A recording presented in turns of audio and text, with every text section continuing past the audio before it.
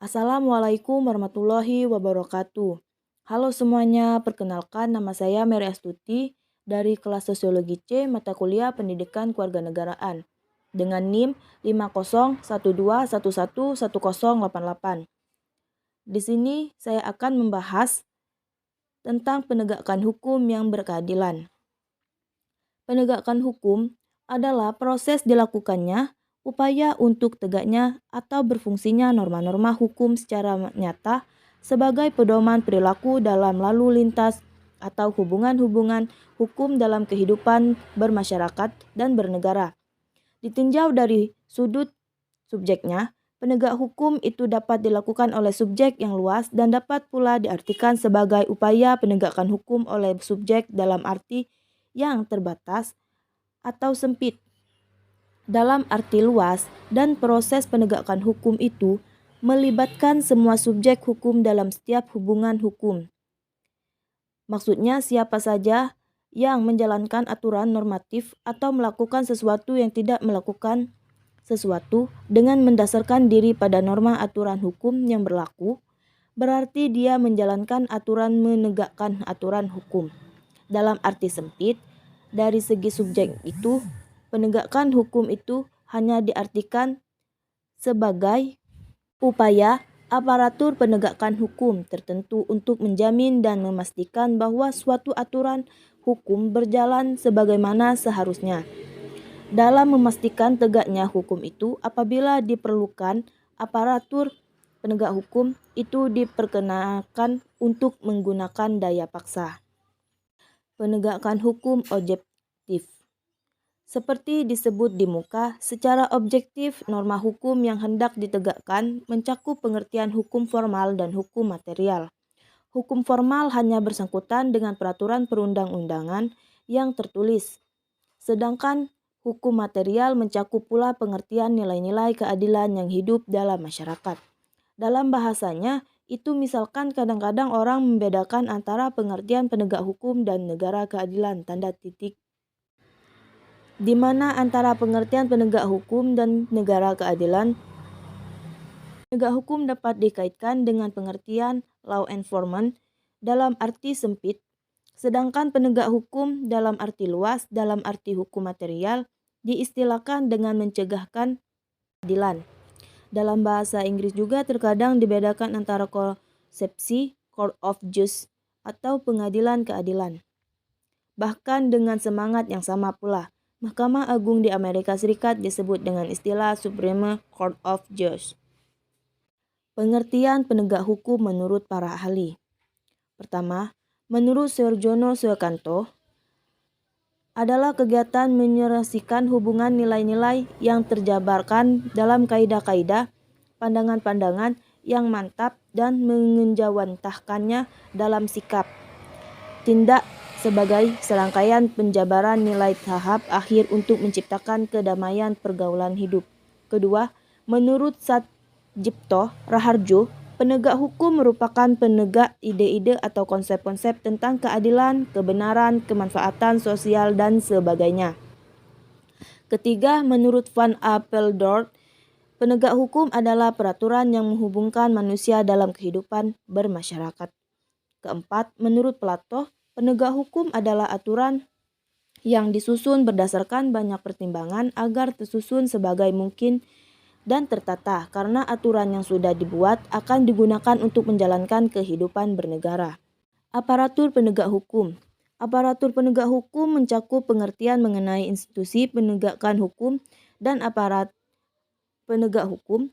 Dalam arti sempit, aparatur penegak hukum yang terlibat dalam proses tegaknya hukum itu dimulai dari saksi, polisi, penasehat hukum, jaksa, hakim, dan petugas sipir permasyarakatan, di mana setiap aparat dan aparatur terkait mencakup pula pihak-pihak yang bersangkutan dengan tugas atau perannya, yaitu terkait dengan kegiatan pelaporan atau pengaduan, penyelidikan, penyidikan, penuntutan, pembuktian, penjatuhan vonis, dan pemberian saksi dan upaya permasyarakatan kembali terpidana.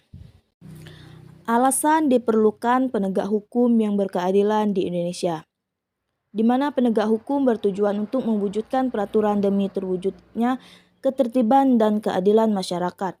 Penegak hukum dilakukan supaya masyarakat memperoleh perlindungan atas hak dan kewajibannya. Negara Indonesia merupakan negara hukum yang memiliki peraturan perundang-undang, lembaga hukum, dan aparatur penegak hukum. Namun, perilaku aparatur penegak hukum seringkali belum baik dan masih tidak terpuji seperti praktek KKN, korupsi, tindakan pelecehan, perilaku suap, perilaku premanisme, dan perilaku lainnya yang tidak terpuji. Alasan lain perlunya penegak hukum yang berkeadilan di Indonesia adalah latar belakang masalah atau kasus hukum yang belum diselesaikan secara tuntas karena ada praktek hukum yang seringkali tumpul ke atas dan tajam ke bawah. Artinya seringkali hukum merugikan orang-orang yang tidak punya kuasa tetapi menguntungkan bagi orang-orang yang punya kuasa. Masalah lain yang terjadi perhatian penegak hukum adalah di negara kita masih banyak potensi konflik dan kekerasan sosial seperti SARA, tawuran, pelanggaran HAM, dan masih banyak lainnya. Dari banyaknya latar belakang masalah, bagaimanapun hukum harus tetap ditegakkan supaya semua orang diperlakukan adil supaya tercipta kehidupan yang aman, damai, dan tentram. Jikalau penegak hukum tidak dilakukan, maka setiap orang termasuk penegak hukum akan berlaku semena-mena kepada orang lain yang akan menyebabkan kekacauan. Tujuan hukum menurut para ahli. Pertama, menurut Aristoteles, hukum bertujuan untuk mencapai keadilan di lingkungan masyarakat. Artinya, setiap warga negara akan diberikan apa yang sudah menjadi haknya, di mana konsep itu memiliki hak dan kewajiban. Kedua, menurut Jeremy Bentham, tujuan hukum ialah guna mencapai kemanfaatan, artinya hukum akan dan dapat menjamin kebahagiaan orang banyak. Kondisi Indonesia saat ini. Negara Indonesia saat ini sedang dilanda berbagai masalah hukum dan hukum ekonomi, sosial, politik, dan sebagainya. Bukan hanya ilmuwan berbagai perguruan tinggi saja yang gelisah menghadapi multi problem ini dan sebagian aparatur pemerintah baik yang berada di lembaga eksekutif, legislatif, dan yudikatif, dan rakyat pun turut gelisah dengan keadaan tersebut. Seringkali diadakan diskusi, penelitian, dan penelahan mengenai masalah tersebut dari sudut pandang keilmuan yang berbeda, tetapi tidak menghasilkan solusi apapun. Setelah diselidiki secara seksama dalam perspektif global, ternyata permasalahan itu tidak terjadi di Indonesia saja. Bahkan di negara maju seperti Amerika Serikat pun menghadapi masalah multidimensi yang ditandai dengan adanya tsunami ekonomi yang menghancurkan fondasi sistem moneter di negara itu tahun 2008 hingga saat ini, termasuk juga beberapa negara di Eropa. Nah, fenomena ini ada kesamaan dengan apa yang dinyatakan oleh Fritjof Capra, yaitu di awal dasawarsa terakhir abad ke-20 akan ada krisis global yang serius dannya. Itu suatu krisis kompleks dan multidimensional yang segi-seginya menyentuh setiap aspek kehidupan. Dalam sila kelima Pancasila berbunyi keadilan sosial bagi seluruh rakyat Indonesia, namun kenyataannya ketidakadilan kerap terjadi di negara ini. Salah satu ketidakadilan yang sering menarik perhatian masyarakat adalah ketidakadilan hukum. Contoh kasus terkait penegakan hukum di tahun 2021 yang terjadi di Indonesia. Pakar hukum pidana Universitas Al-Azhar Indonesia Ahmad memberikan catatan terkait penegak hukum selama tahun 2021. Menurutnya ada prestasi yang dilakukan oleh aparat penegak hukum, namun juga ada yang perlu dievaluasi, yang dimana diapresiasikan menurut Suparji adalah penegak hukum kasus korupsi, di mana ia menilai tuntutan tersebut mencerminkan keadilan masyarakat dan norma karena yang bersangkutan tidak merasa bersalah, bahkan berupaya membela diri. Praktek korupsi yang sudah mendarah daging harus disudahi dengan penindakan hukum tegas. Penindasan terhadap oknum aparat penegak hukum yang menyimpang juga dilakukan. Menurutnya, supremasi hukum tanpa memandang bulu harus digalakkan dengan depannya agar penegak hukum benar-benar melayani masyarakat. Kita berharap tidak ada oknum kepolisian yang menolak laporan korban tindak pidana, misalnya dalam kasus pelecehan seksual atau perampokan. Langkah Satgas BLBI layak diapresiasikan, namun Satgas yang kewenangannya sangat besar patut dilakukan pengawasan agar tidak terjadi abuse of power. Kasus BLBI menurut Suparji tak hanya diselesaikan melalui perdata, tapi pidana.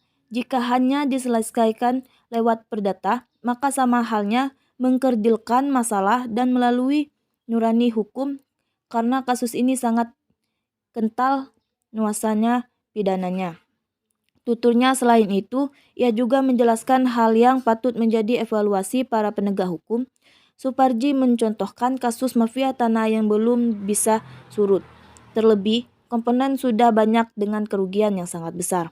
Lalu penuntasan kasus pelanggaran hak asasi manusia, kita berharap banyak terhadap kejaksaan yang digawangi Bapak ST Burhanuddin menuntaskan pelanggaran HAM berat melalui mekanisme hukum karena setiap pelanggaran HAM berat dan yang menjadi korban pasti rakyat kecil.